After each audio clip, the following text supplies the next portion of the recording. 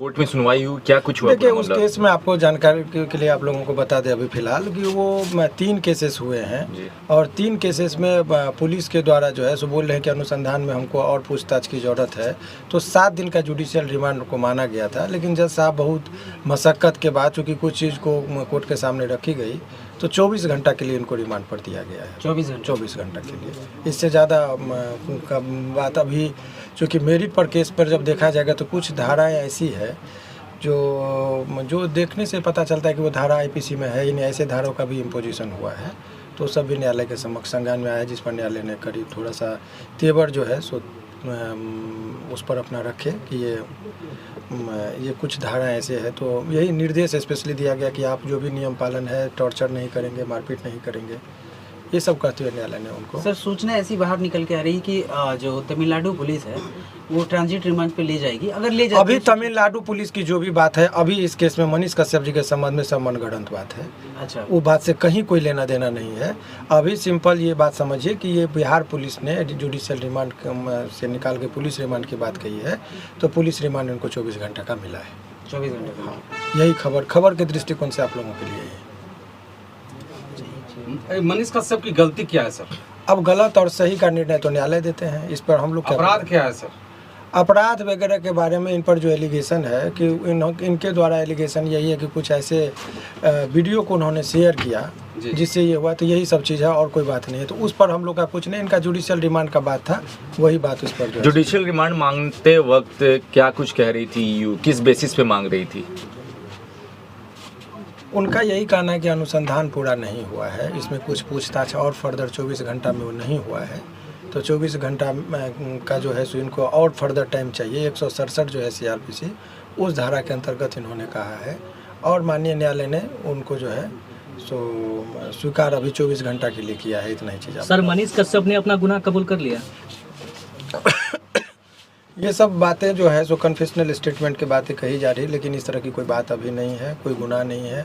देखिए, आप एक चीज़ समझिए कि जब किसी भी व्यक्ति पर केस होता है, अनुसंधान होता है, चार्जशीट होता है, कन्फेशनल स्टेटमेंट का कोई महत्व नहीं होता है।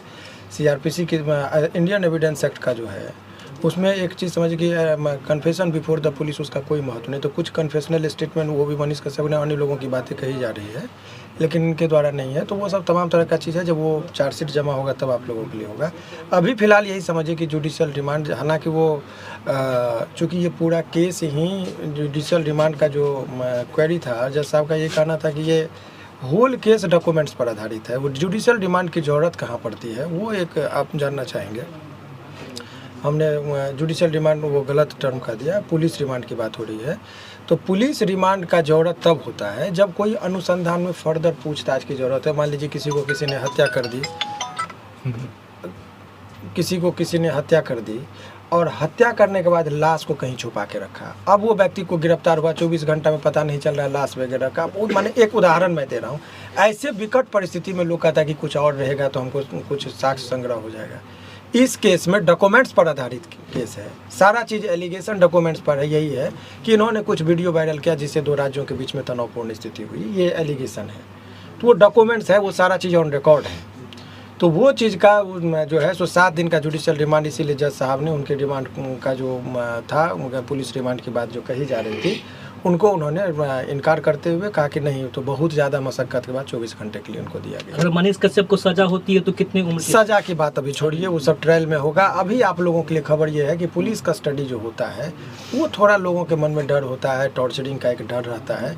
तो उस पर उन्होंने कह दिया है स्पेशली कि इनको ले जाने से पहले भी मेडिकल होगा, कि इनके जख्म कहीं दाग धब्बा कुछ ना हो, और उसके बाद जो है इनको जब अपीयर कराया जाएगा तो भी देखा जाएगा कि इनके शरीर पर कोई दाग नहीं हो और इनको टॉर्चर न किया गया हो। इसका भी न्यायालय ने ख्याल रखा है और ये चीज़ उन्होंने कहा है। सर, एक वकील होने के नाते कितने दिनों में बेल हो जाएंगी मनीष कश्यप? इस सब चीज़ पर मैं अभी कोई टिक्का टिप्पणी नहीं करूँगा, ये उचित भी नहीं है अभी वर्तमान परिस्थिति में करना। अभी न्यायिक प्रक्रिया है, उस पर रहना चाहिए। लेकिन सामान्यतः केस में हर केस में लोगों को बेल जनरली मिल ही जाता है। तो यदि आपने कहे तो इसमें चूँकि लोअर कोर्ट में बेल नहीं मिलती है तो सेशन में लोग जाते हैं, सेशन में नहीं मिलेगा तो हाई कोर्ट में मिलता है। तो हाई कोर्ट तक आते आते उम्मीद की जाती है कि ऐसे प्रकरण में बेल मिल ही जाते हैं सामान्यतः। तो यदि हाई कोर्ट में नंबर में आने में 2.5-3 महीना लगता है तो ऐसे प्रक्रिया में 4-5 महीना का उम्मीद तो 4-5 महीना जो है सो प्रक्रियात्मक जो है सो लग ही जाता है। जो सामान्य अन्य केसों की बात मैं कर रहा हूँ, इस केस की बात नहीं। इस केस में भी यदि वही प्रक्रिया में आए तो होगा। सर दोबारा पुलिस फिर रिमांड पे तो नहीं ले सकती?